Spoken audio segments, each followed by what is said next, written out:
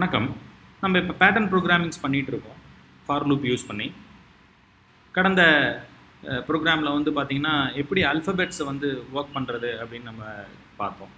இதே வந்து பார்த்திங்கன்னா லோயர் கேஸில் வேணும் அப்படின்னு நீங்கள் ஃபீல் பண்ணிங்க அப்படின்னா இந்த இடத்த வந்து 97 அப்படின்னு மாற்றிட்டா போதும். நமக்கு வந்து பார்த்திங்கன்னா அவுட்புட் வந்து பார்த்திங்கன்னா எல்லாமே லோயர் கேஸில் வரும். Okay, so this is good. So இப்போ நான் என்ன பண்ண போகிறேன், அடுத்த பேட்டர்ன் நான் உங்களுக்கு சொல்ல போகிறேன். இந்த பேட்டர்ன் வந்து பார்த்திங்கன்னா எப்படி இருக்கும் அப்படின்னு பார்த்தீங்கன்னா for I in range of 0,5, okay, for J in range of 0,5 minus I அப்படின்னு நான் கொடுக்குறேன். 5 minus I அப்படின்னு நான் கொடுக்குறேன். பிரிண்ட் பண்ணுறேன், பிரிண்ட் பண்ண போகிறேன். பிரிண்ட் என்ன பண்ண போகிறோன்னா ஐயை போய் பிரிண்ட் பண்ண போகிறேன். ND ஈக்குவலன்ட்டு டபுள் கோட்ஸ் கொடுக்குறேன்.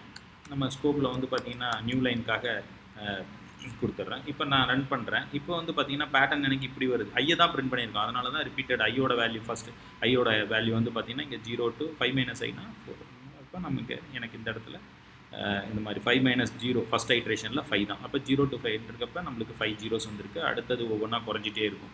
ஓகே, இதே வந்து நான் ஜே ஒர்க் பண்ணுறேன் பி இப்படியே இருக்கட்டும். இதே ப்ரோக்ராம் வந்து நான் இங்கே வந்து பார்த்திங்கன்னா திருப்பி நான் ஒர்க் அவுட் பண்ணுறேன். For I in range of 0,5,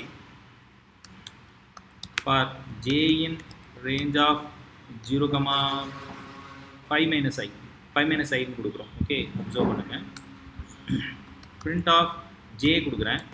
ND equivalent to double quotes ஸ்கோப்பில் பிரிண்ட் கொடுத்தா நமக்கு வந்து 0 1 2 3 4, அடுத்து 0 1 2 3, அடுத்து 0 1 2 0 1 0 இந்த பேட்டர்னில் பிரிண்ட் ஆகும். ஓகேங்களா? ஸோ இப்போ எனக்கு ஐயும் வேணாம் ஜேவும் வேணாம் அப்படின்னா நீங்கள் ஸ்டார் கேட்குறாங்க அப்படின்னா ஸ்டார் போட்டிங்கன்னா ஸ்டார் இந்த மாதிரி பிரிண்ட் ஆகும். So this is so beautiful.